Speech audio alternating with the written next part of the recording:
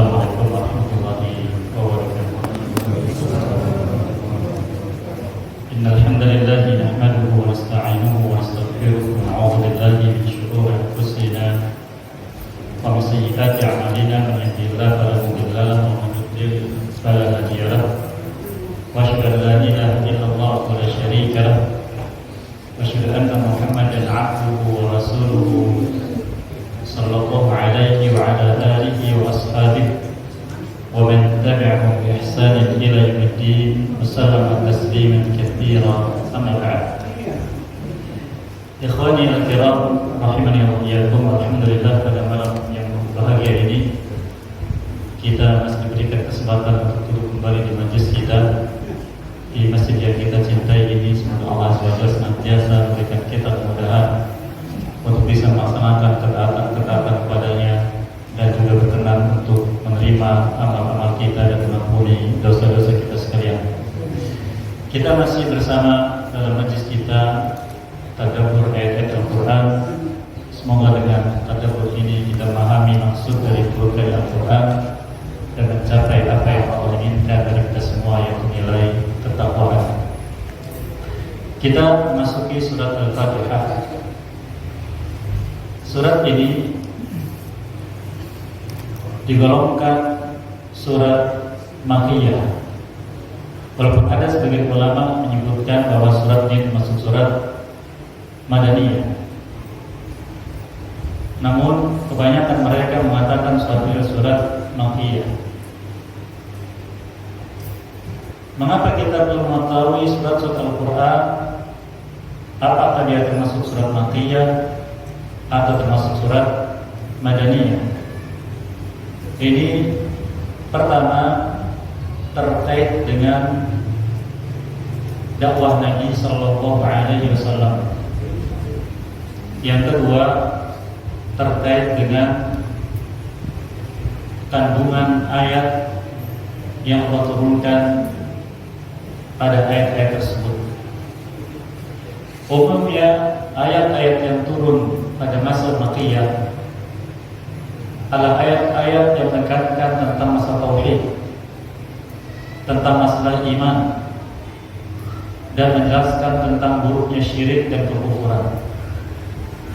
Ini yang Allah turunkan selama kurang lebih 13 tahun di Makkah sebelum Nabi Sallallahu Alaihi Wasallam hijrah ke Madinah. Kemudian juga di antara cirinya sebagian ulama menyebutkan umumnya ayat-ayat Makkiyah, yaitu yang turun sebelum Nabi SAW hijrah ke Madinah,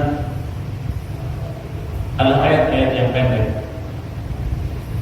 dan berisi syair yang sangat kuat, di mana sebagaimana kita ketahui bahwa bangsa Arab saat itu adalah bangsa yang sangat kuat dalam masalah bahasa Arab, khususnya masalah syair, sehingga menunjukkan akan i'jazul Quran, yaitu sisi mukjizat Al-Quran, sehingga orang-orang yang paham pada masa itu tentang syair, dia akan mengatakan hadza ma jaa min kibaril bashar, ini tidak datang dari manusia. Maka yang hatinya terbuka mereka beriman, yang hatinya tertutup maka mereka semakin ingkar dan jauh, seperti Abu Jahal, Abu Lahab dan semisalnya. Adapun ayat-ayat Madaniyah, ayat-ayat yang panjang menjelaskan tentang syariat pada umumnya sampai Nabi SAW wafat. Dan kapankah ayat-ayat Quran digolongkan Makkiyah atau Madaniyah? Sebagian besar ulama menyebutkan bahwa ayat-ayat Quran digolongkan Makkiyah apabila dia turun sebelum Nabi SAW hijrah, baik turun di Makkah atau di luar Makkah, apakah di Taif dan yang lainnya. Selama ayat itu turun sebelum hijrahnya Nabi SAW, maka disebut dengan Makkiyah. Adapun Madaniyah maka setelah hijrah sampai wafatnya Nabi Sallallahu Alaihi Wasallam. Surat Al-Fatihah disebut dengan Al-Fatihah sebelumnya menyebutkan karena dia sebagai pembuka dari Al-Quran, sebagai muqaddimah, penjelasan tentang Al-Quran. Sehingga sebagian ulama menjelaskan yang namanya muqaddimah menggambarkan apa yang ada di dalam suatu tulisan. Oleh karena umumnya ulama menjelaskan apabila kita membaca suatu karya tulis atau suatu buku, maka jangan tinggalkan muqaddimah. Kalau kita bagaimana Bapak Ibu? Muqaddimah tinggal ya tidak? Apa fungsinya muqaddimah? Keliru besar. Muqaddimah itu dalam suatu tulisan buku, ungkapan dari penulis tentang maksud dari tulisan ini, metodenya, caranya, inti pembahasannya, dijelaskan semuanya di sana. Dan Al-Fatihah kata sebenarnya berisi Allah merangkum Al-Quran dalam Al-Fatihah. Oleh karena rahimahullah al-Imam Ibnu Qayyim rahimahullah ta'ala, beliau menuliskan satu kitab yang luar biasa. Ini kalau kita dari segi beli bukunya sudah diterjemahkan, beliau menafsirkan satu ayat dari Al-Fatihah, yaitu iyyaka na'budu wa iyyaka nasta'in. Hanya kepada Engkau ya Allah kami akan beribadah, dan hanya kepada Engkau ya Allah kami akan minta pertolongan. Dalam sekitar 4 jilid tebal, ditulis dengan madarijus salikin, tingkatan-tingkatan orang yang melakukan perjalanan menuju Allah Azza wa Jalla. Karena ayat ini kata sebagian ulama itulah kebanyakan kandungan Al-Quran, yang mudah-mudahan insya Allah kita akan ada kesempatan untuk mengambil faedah dari ayat yang mulia ini. Dan Al-Fatihah ini dipaparkan di sana oleh Allah Azza wa Jalla tentang rangkuman dari isi Al-Quran. Apabila kita baca nanti ayat per ayat, insya Allah, dan juga kita pahami kandungannya, kita akan dapati itu semua. Di antaranya sebagai gambaran, kebanyakan ayat Al-Quran ditutup dengan apa itu? Ini baca Quran. Kita semua baca Quran. Apa itu? Ditutup dengan Asmaul Husna. Inna Allah kana ghafuran rahima wa huwal azizul hakim. Begitu kan? Ini ada maksud khusus dari Allah Azza wa Jalla. Ditutupnya setiap ayat dengan Asmaul Husna. Nanti insya Allah kita ambil faedahnya. Dan Al-Fatihah diawali dengan Asmaul Husna. Sampai berapa ayat? 3 ayat. Alhamdulillahirabbil alamin, Ar-Rahmanir Rahim, Maliki yaumiddin. Apabila kita paham hikmah Allah Jalla wa Ala menyebutkan Asmaul Husna dalam kitabnya, maka akan timbul ta'zim, pengagungan dari diri kita pada Allah Azza wa Jalla, khususnya terhadap namanya dan sifat-sifatnya. Akan semakin kenal kepadanya dan tidak akan berani bicara sesuatu yang merupakan aib atau celah yang disandarkan kepada zat Allah Subhanahu wa ta'ala. Karena apabila kita ingin mengetahui kadar keimanan seorang hamba, maka lihatlah bagaimana sikapnya ketika mendapati nama dan sifat Allah. Nama dan sifat Allah Subhanahu wa ta'ala. Semakin dalam ilmu seseorang tentang ma'rifatullah, mengenal Allah Subhanahu wa ta'ala, akan semakin tinggi ta'zimnya pada Allah. Sehingga hanya disebut namanya saja dia sudah takut. Allah berfirman tentang sifat orang beriman, innamal mu'minuna alladzina idza dzukirallah wajilat qulubuhum. Sesungguhnya orang beriman yang sebenarnya dia beriman adalah apabila disebut nama Allah saja wajalat hatinya, timbul rasa takut. Takutnya bagaimana? Takut jangan-jangan Allah tidak ridha dengan perbuatan saya. Jangan-jangan Allah tidak menerima amal saya. Jangan-jangan Allah mengadab saya, seperti itu. Sehingga galau hidupnya. Nah, ini diperkenalkan oleh Allah di awal Al-Fatihah berulang. Khususnya insya Allah masalah nikmat. Demikian juga dalam Al-Fatihah Allah menjelaskan tentang dua perkara yang sangat penting, yaitu ibadah dan isti'anah. Iyyaka na'budu wa iyyaka nasta'in. Ibadah dan isti'anah. Ibadah perbuatan hamba yang terkait dengan pengagungan kepada Allah, melaksanakan segala sesuatu yang Allah suka terkait dengan akhirat hamba. Isti'anah terkait dengan kemampuan hamba dalam menjalani hidup di dunia. Maka orang yang ibadah kepada Allah, hatinya terikat dengan Allah, sehingga walaupun dia menjalani usaha kehidupan dunia, sebab dari berbagai macam sebab, dan dia yakin punya kemampuan, maka dia tidak akan lepas dari memohon pertolongan kepada Allah. Karena apabila Allah tidak memberikan pertolongan, tidak memberikan kemudahan, dia tidak akan sanggup bisa melaksanakan itu. Maka diikat oleh Allah SWT. Dan pemaparan ayat ini ada di surat At-Talaq.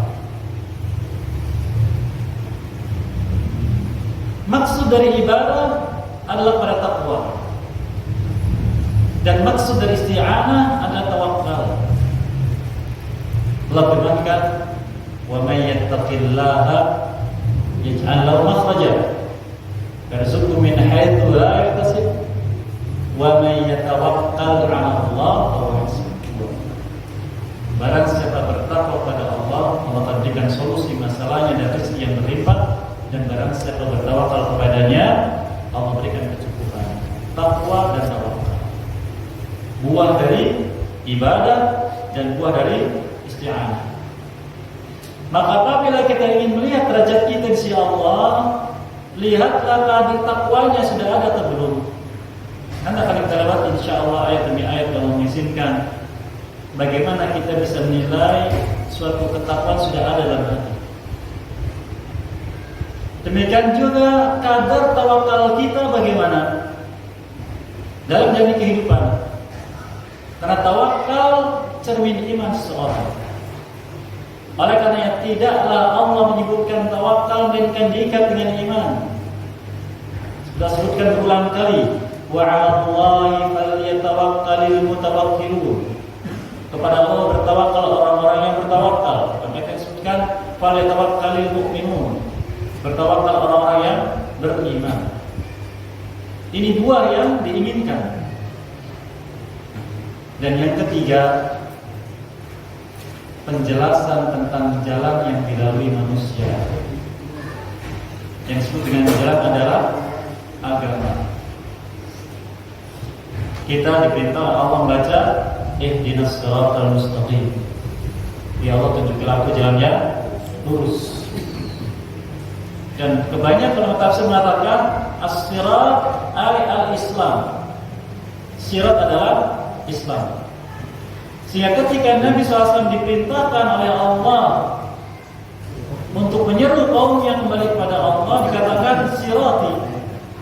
Di surat Yusuf ayat yang ke-108 Allah berfirman, "Qul hadhihi sabili, qul hadhihi sabili ad'u ila Allah ala basiratin."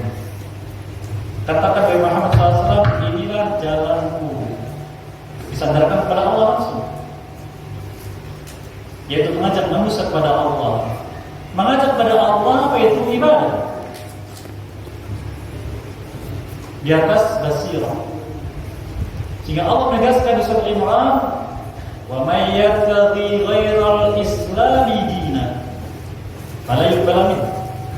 Karena siapa mencari selain Islam sebagai agama, maka Allah tidak akan pernah menerima darinya amal apapun. Dan sirat agama yaitu penjelasan tentang amal-amal manusia. Inilah inti yang terkandung dalam Al-Fatihah yang dipaparkan semuanya Allah di dalam Al-Quran. Namun kata sebagian ulama, Al-Quran ketika memaparkan syariat-syariat Allah menjelaskan secara global, walau rinci di sebagian tempat, secara global. Dan pemaparan rincinya oleh pembawa Al-Quran, yaitu Nabi kita Sallallahu Alaihi Wasallam.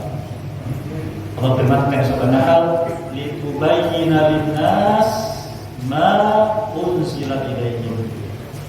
Agar engkau menjelaskan pada manusia apa yang diturunkan kepada mereka. Ayat ini penjelasan kepada kita sekalian bahwa Al-Quran butuh kepada sunnah. Al-Quran butuh kepada hadis Nabi SAW. Karena Allah mengatakan litubayyina linnas, agar engkau menjelaskan kepada manusia ma unzila ilaihim, apa yang diturunkan kepada mereka itu Al-Quran.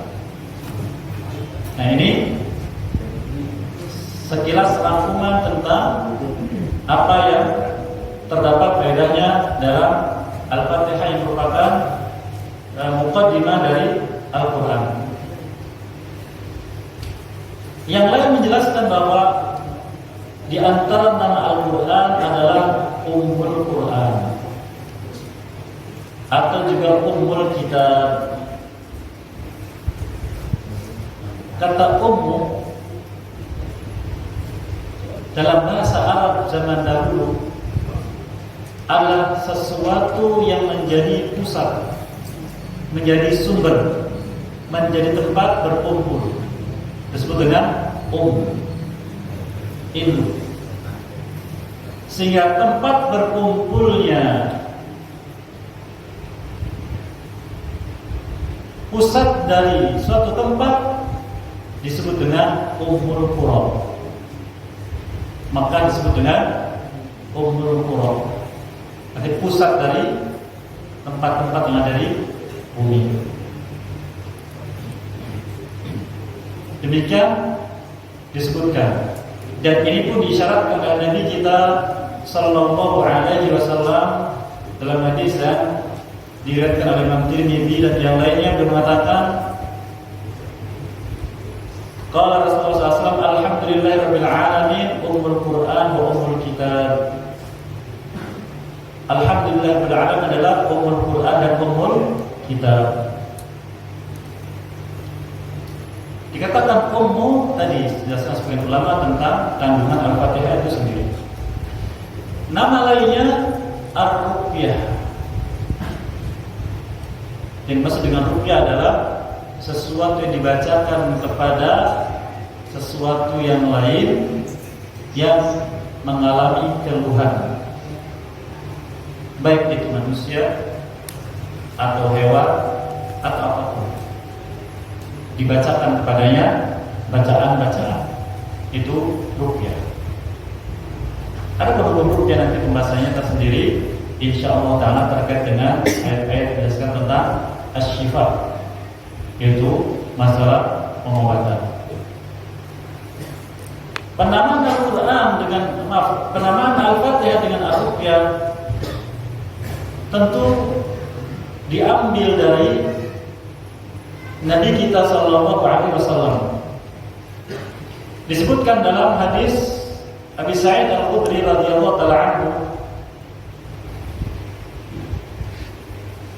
yang disebutkan dalam Sahih Bukhari.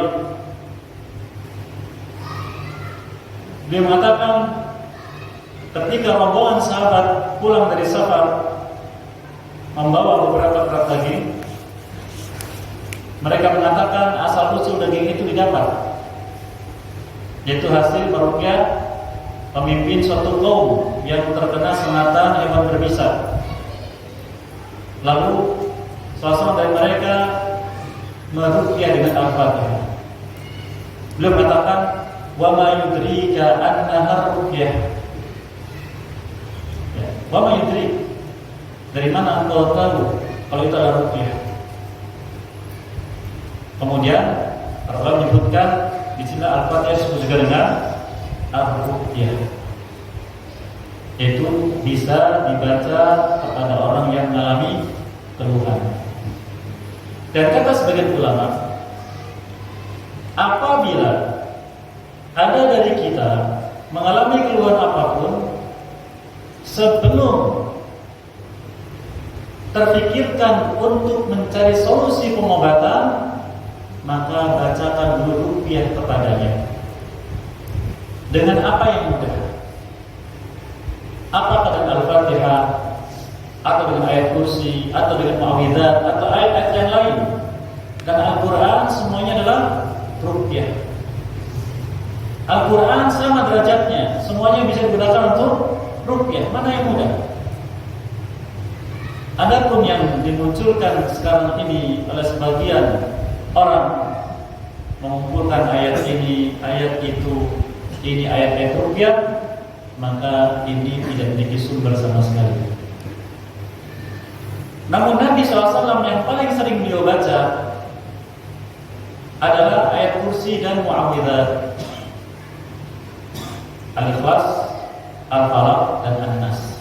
Itu yang paling beliau sering baca sebagai penjagaan dari doror, dari keburukan-keburukan, baik yang datang dari syaitan atau dari makhluk-makhluk yang Allah ciptakan mengandung madarat bagi manusia, baik itu hewan buas atau binatang berbisa dan semisalnya.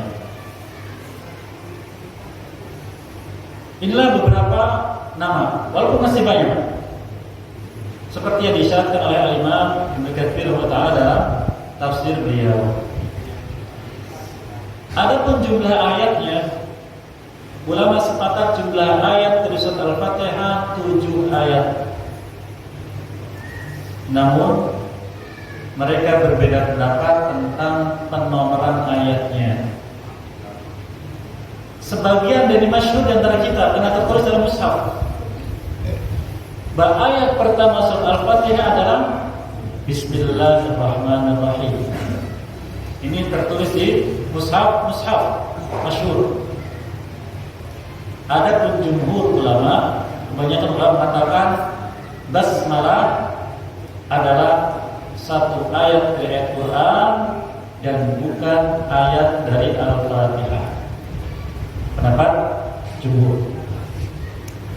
Namun kembali, dalam masalah seperti ini namanya sikap ilmiah. Dalam masalah seperti ini, yaitu apabila kita mendapati khilaf ulama, perbedaan pendapat ulama tentang masalah hukum, khusus masalah hukum, bukan masalah akidah. Kalau masalah akidah harus satu, yang bertentangan, yang menyimpang, maka itu menyimpang. Tapi kalau dalam masalah hukum, maka sikap seorang muslim adalah dia tegak di atas apa yang sampai padanya ilmunya dan memberikan toleransi kepada yang berbeda pendapat, yang dia pun berpegang teguh dengan ilmu yang sampai padanya. Sehingga inilah yang dikatakan oleh ulama al-ikhtilaf rahmah. Perbedaan pendapat itu adalah rahmat Allah. Namun Imam Ahmad rahimahullah ta'ala, ketika salah seorang muridnya menyusun tulisan perbedaan pendapat, lalu minta saran kepada beliau, dengan apa aku namakan kitab ini?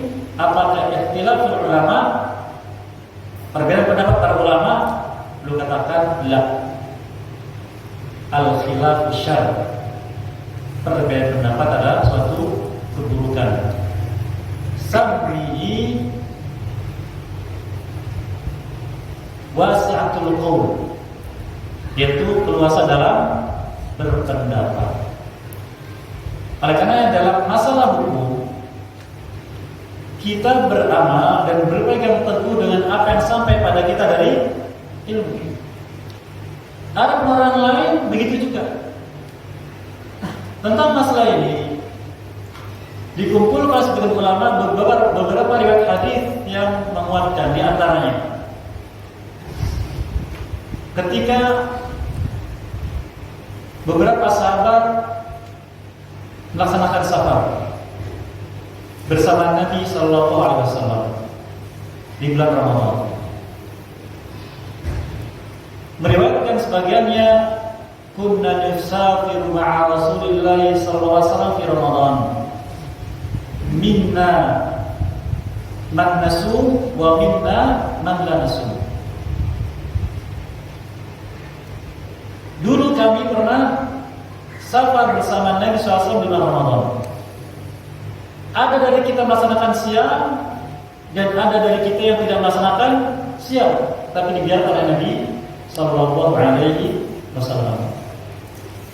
Nah, apabila kita mendapati hadis semacam ini yang disebutkan dalam riwayat disandarkan kepada masa Nabi Sallallahu Alaihi Wasallam, contohnya di dalam hadis tadi, kunna nusafir ma'a Rasulillah, bersama Rasulullah Sallallahu Alaihi Wasallam, atau kana fi ahdi Rasulillah, dulu pada zaman Rasulullah SAW, atau wal Qur'an yanzil, Al-Quran masih turun, menunjukkan bahwa itu diperbolehkan.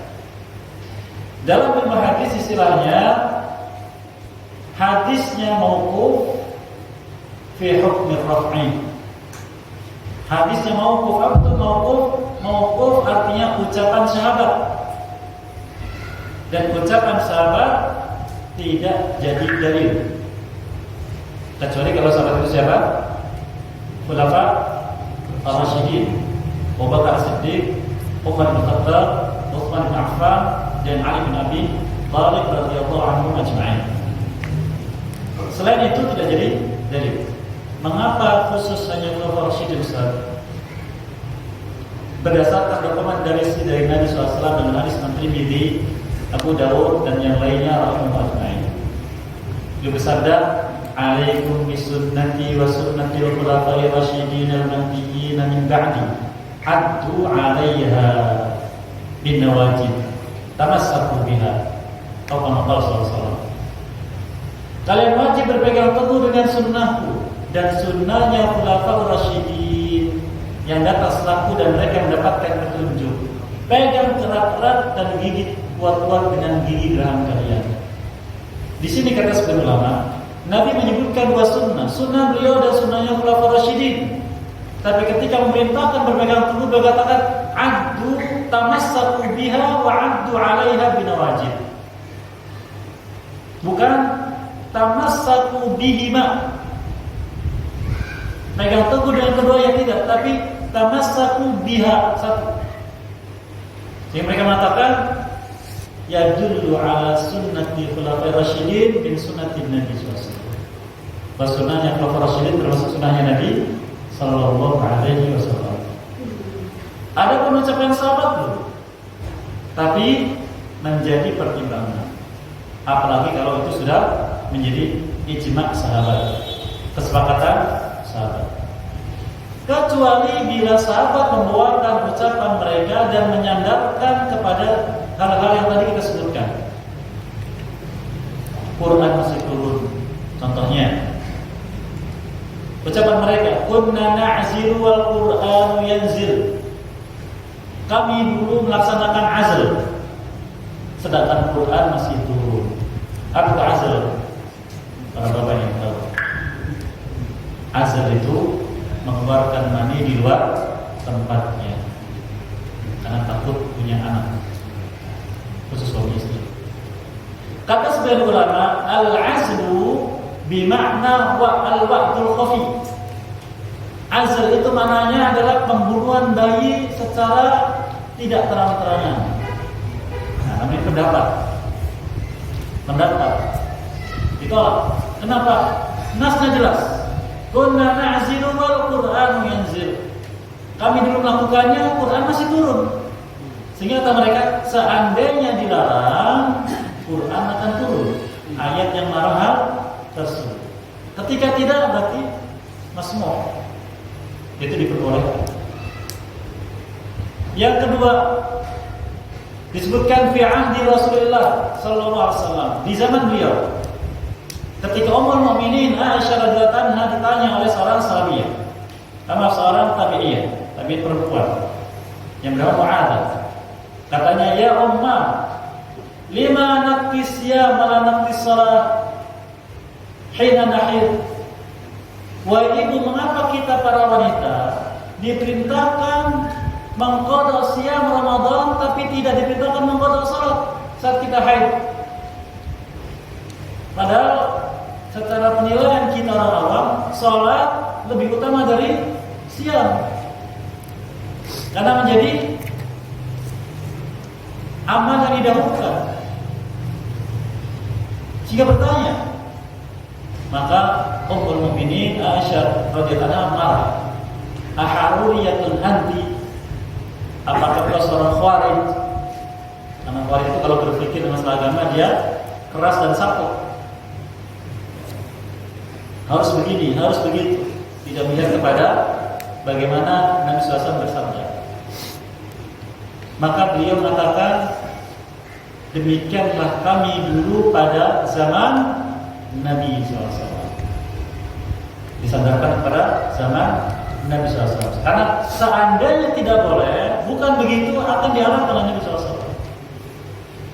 Oleh karena kalau kita mempelajari tentang asbabul wurud ahadits Nabi SAW, sebab-sebab keluarnya hadis Nabi SAW, itu ada beberapa sebabnya. Yang pertama diantaranya, bukan batasan, ada kasus yang terjadi pada sahabat Nabi SAW tidak tahu, Jibril memberitahu alaihissalam kepada beliau, diberitahu.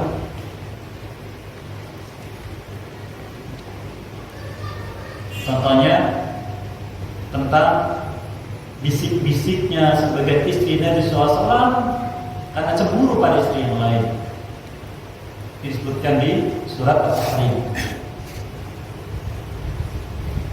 Yang kedua, terjadi masalah pada sahabat datang bertanya.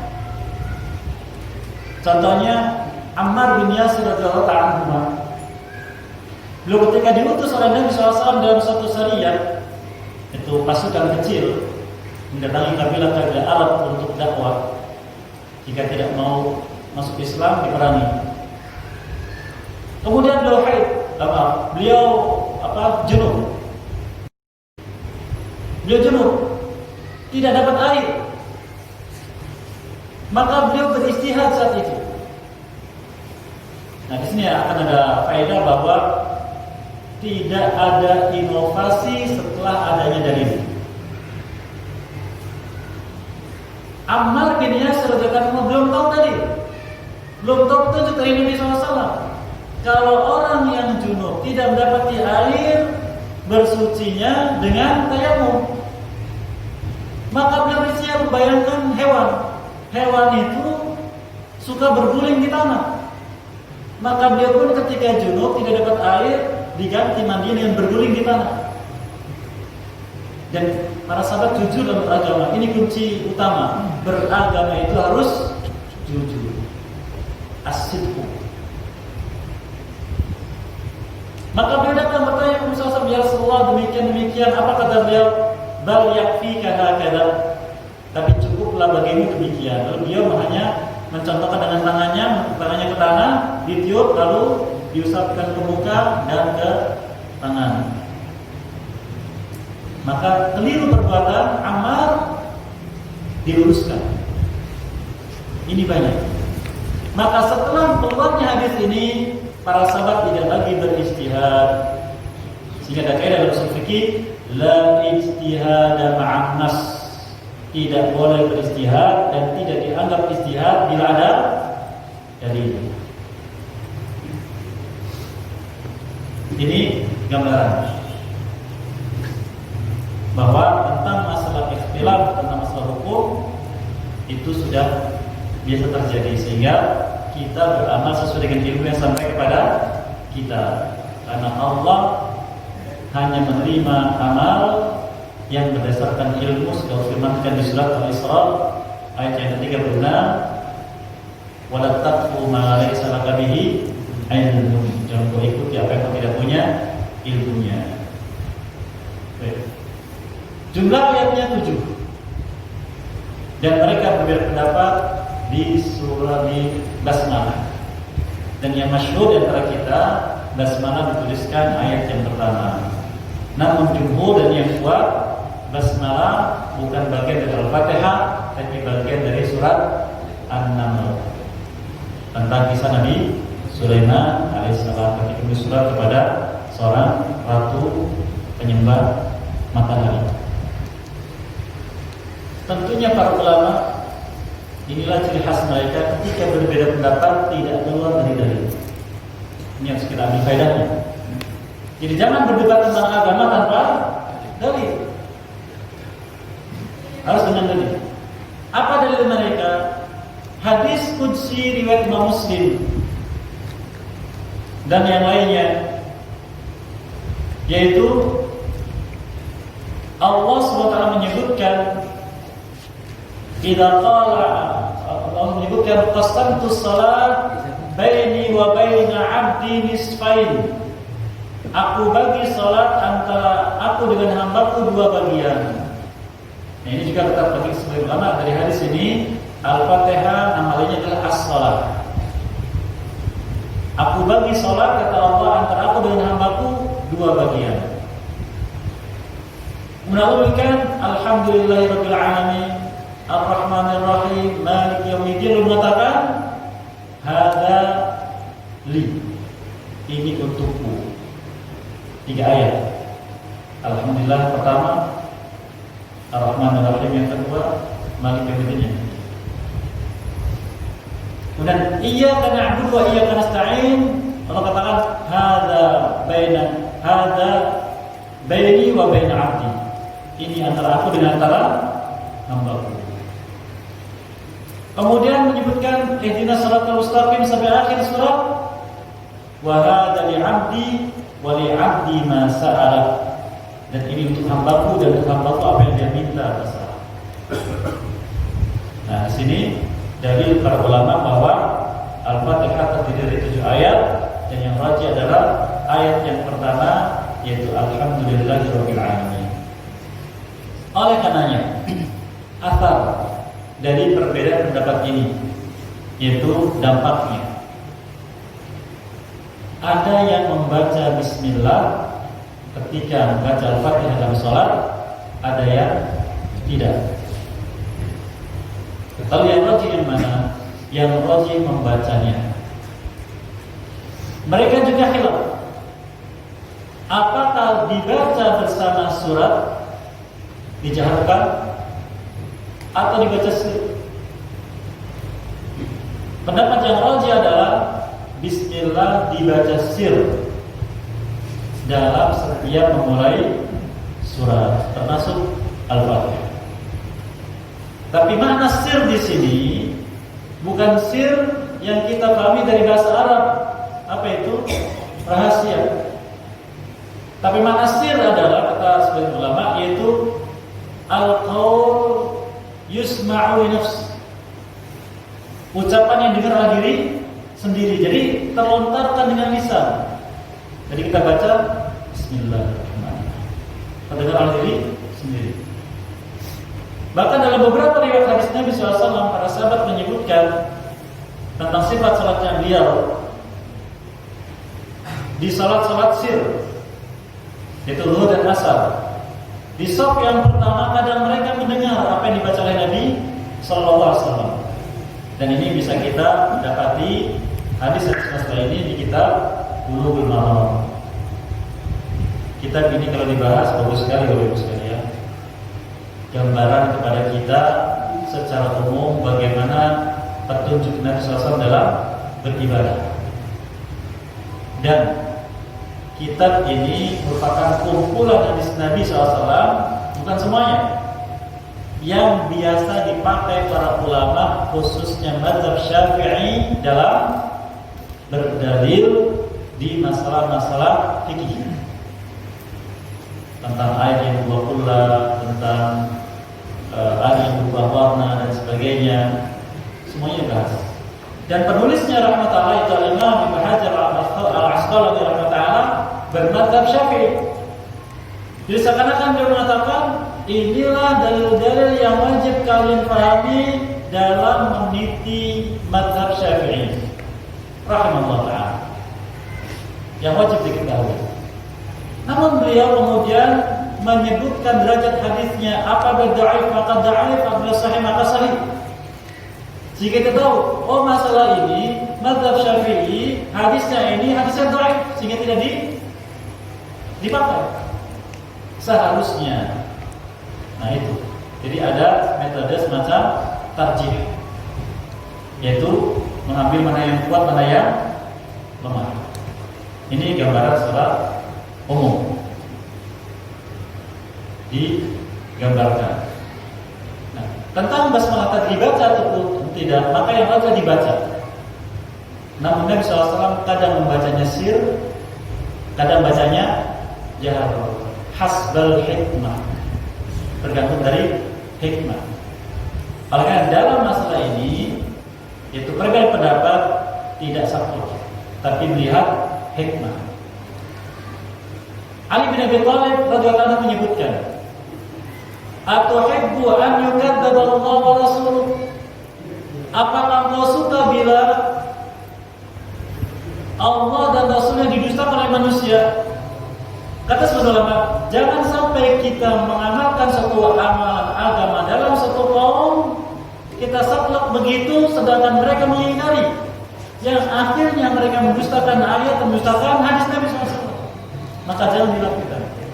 Maka kadang orang alim itu tanazul min qawlihi, min madhabihi, yaitu tanazul, yaitu mundur dari pendapatnya dan dari ucapan yang dia pegang, min ajli an la yukadzdzaba Allah wa rasuluh, agar Allah dan Rasulnya tidak didustakan. Nah, sekarang muncul orang awam, ini golongan apa, itu golongan apa, ayat yang dibawakan itu ayat dusta dan sebagainya. Itu jangan sampai terjadi. Nah, tentang masalah ini pendalamannya ada dalam masalah bagaimana kita berpegang teguh dengan suatu pendapat. Insya Allah kita ambil faedahnya bila Allah mengizinkan.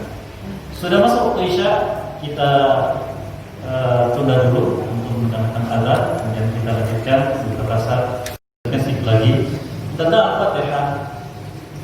Al-Fatihah bagian yang sangat penting dalam sholat. Ulama sepakat bahwa Al-Fatihah termasuk rukun dalam sholat.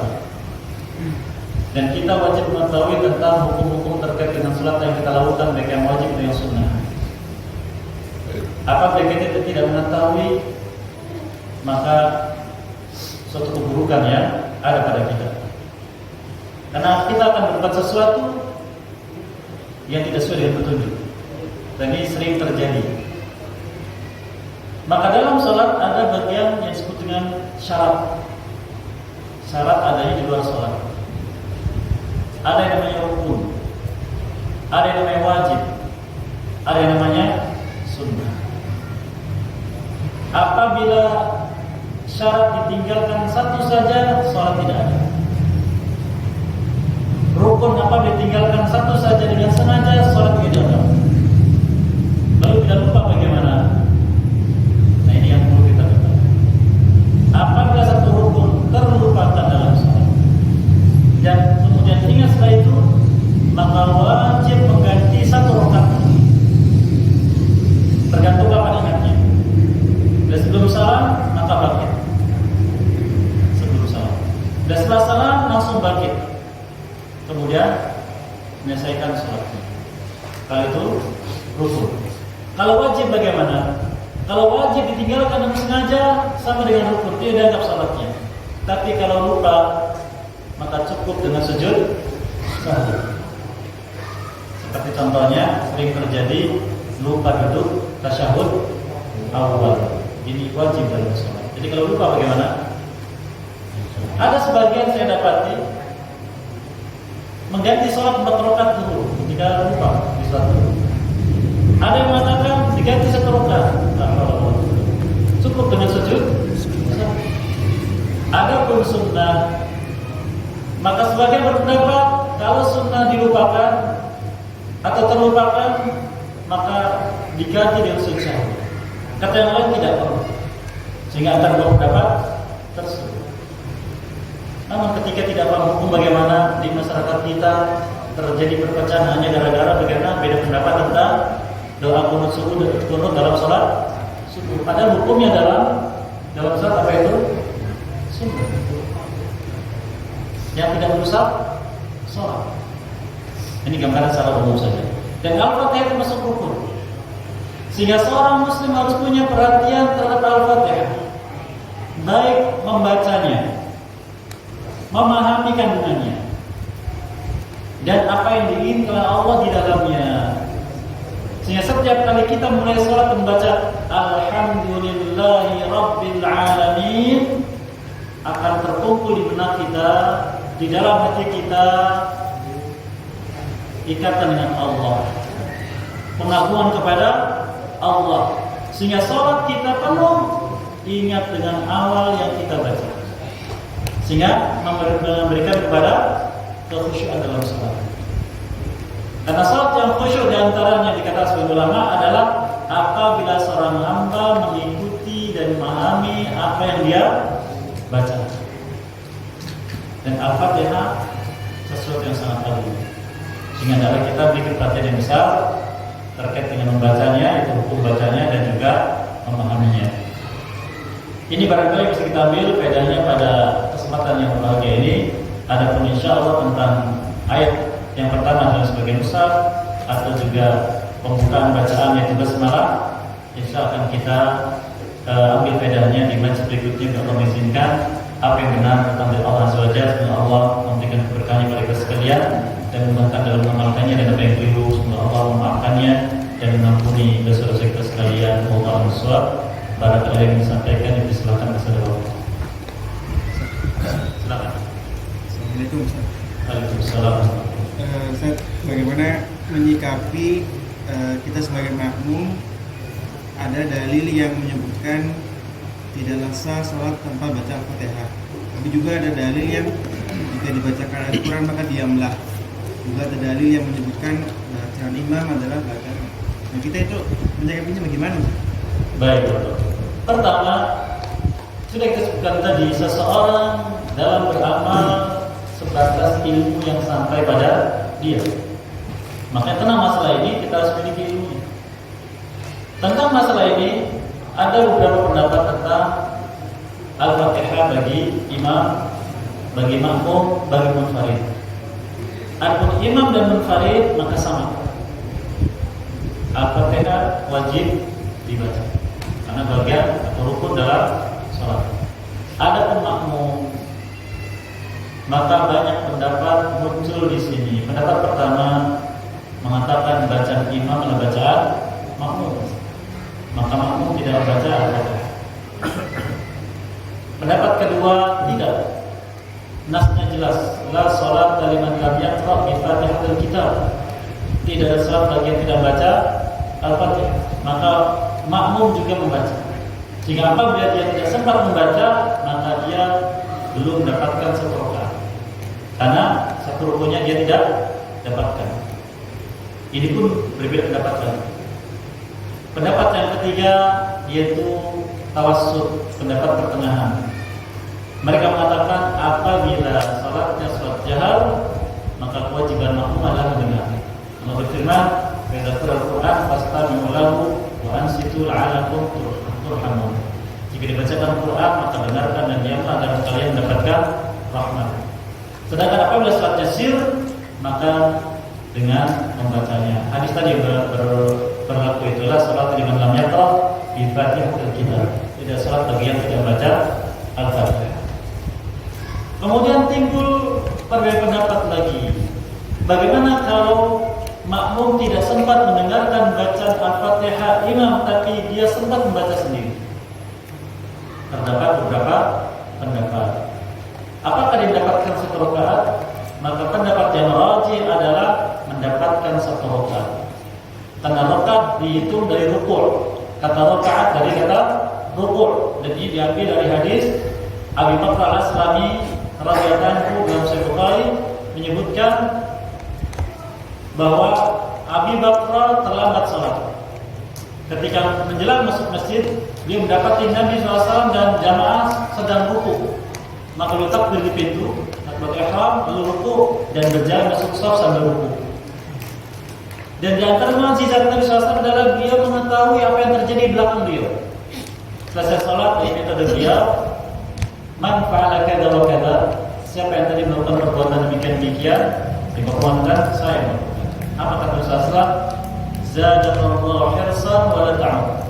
Semoga Allah berikan semangat padamu untuk datang pada salat lebih awal, tapi jangan diulang perbuatan ini. Kata mereka, ucapan wa la ta'ud jangan diulang menunjukkan dia mendapatkan satu rakaat. Nah, ini pendapatnya. Kalau tidak punya pendapat dari ulama ahli hadis.